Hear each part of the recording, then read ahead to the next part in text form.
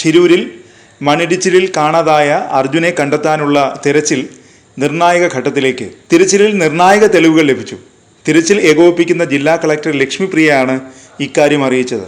അർജുന്റെ ലോറി പുഴയ്ക്കടിയിൽ തന്നെ ഉണ്ടെന്ന് ഉറപ്പായെന്ന് കളക്ടർ പറഞ്ഞു. അതിന്റെ തെളിവാണ് ബുധനാഴ്ചത്തെ തിരച്ചിൽ ലഭിച്ച കയറെന്നും കളക്ടർ വ്യക്തമാക്കി.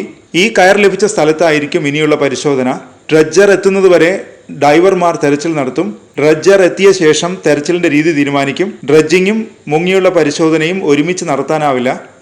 പരിശോധിച്ച് ഇക്കാര്യത്തിൽ തീരുമാനമെടുക്കുമെന്നും കളക്ടർ പറഞ്ഞു. അർജുന്റെ ലോറിയിൽ കെട്ടിയിരുന്ന കയർ കണ്ടെത്തിയതാണ് നിർണായകമായത്. കയർ അർജുന്റെ ലോറിയിൽ തടി കെട്ടിയിരുന്നതാണെന്ന് ലോറി ഉടമ മനാഫ് സ്ഥിരീകരിച്ചിട്ടുണ്ട്. ഇനിയുള്ള തിരച്ചിലിനെ സംബന്ധിച്ചിടത്തോളം ഏറെ നിർണായകമാണ് ഈ കണ്ടെത്തൽ. നേരത്തെ നേവിയുടെ തെരച്ചിലിൽ ഒരു ലോറിയുടെ ലോകഭാഗങ്ങൾ കണ്ടെത്തിയിരുന്നു. എന്നാൽ അത് അർജുന്റെ ലോറിയിലേതാണെന്ന് സ്ഥിരീകരിക്കാനായിട്ടില്ല.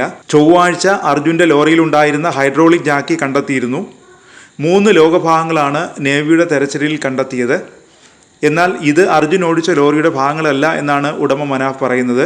ലോറിയുടെ ലോകഭാഗം തന്നെയാണ് കണ്ടെത്തിയതെന്നും അപകടത്തിൽപ്പെട്ട മറ്റേതെങ്കിലും ടാങ്കർ ലോറിയുടെ ഭാഗമാകാമെന്നുമാണ് കരുതുന്നതെന്നും മനാഫ് വിവരിച്ചു. തിരച്ചിലിൽ കണ്ടെത്തിയ കയർ താൻ തന്നെ വാങ്ങിക്കൊടുത്തതാണെന്നും അർജുൻ ഓടിച്ച ലോറിയിൽ തടി കെട്ടിയിരുന്നതാണതെന്നും മനാഫ് വ്യക്തമാക്കി. അതിനിടെ നാവികസേന ബുധനാഴ്ചത്തെ തെരച്ചിൽ നിർത്തി. ലോറിയുടെ ഭാഗങ്ങൾ കണ്ടെത്തിയ സ്ഥലം അടയാളപ്പെടുത്തി തെരച്ചിലിനിറങ്ങിയ ഈശ്വർ മൽപ്പയുടെ സംഘവും തിരിച്ചു കയറി. വ്യാഴാഴ്ച തെരച്ചിലുണ്ടാവില്ല. വെള്ളിയാഴ്ച തെരച്ചിൽ വീണ്ടും തുടങ്ങും. തെരച്ചിലിനായി ഡ്രഡ്ജർ എത്തിക്കും.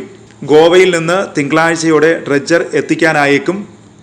ഡ്രഡ്ജർ എത്തിക്കുന്നതിനായി 50 ലക്ഷം രൂപ ചെലവ് വരും. 22 ലക്ഷം രൂപയാണ് ട്രാൻസ്പോർട്ടേഷന് മാത്രമായി ചെലവ് വരുന്നത്. ജലമാർഗത്തിലായിരിക്കും ഡ്രഡ്ജർ എത്തിക്കുക. ദിനം പ്രതി 4 ലക്ഷം രൂപയാണ് വാടക വരുന്നത്. ഇതിനായുള്ള ചെലവ് ജില്ലാ ഭരണകൂടം വഹിക്കും. വിവിധ ഫണ്ടുകളിൽ നിന്നായി പണം കണ്ടെത്താനാണ് ജില്ലാ ഭരണകൂടത്തിൻ്റെ ശ്രമം. നേരത്തെ തൃശ്ശൂരിൽ നിന്ന് ഡ്രഡ്ജർ എത്തിക്കാൻ ശ്രമിച്ചെങ്കിലും പുഴയുടെ അടിയൊഴുക്ക് കൂടിയതിനാൽ എത്തിക്കാനായിരുന്നില്ല.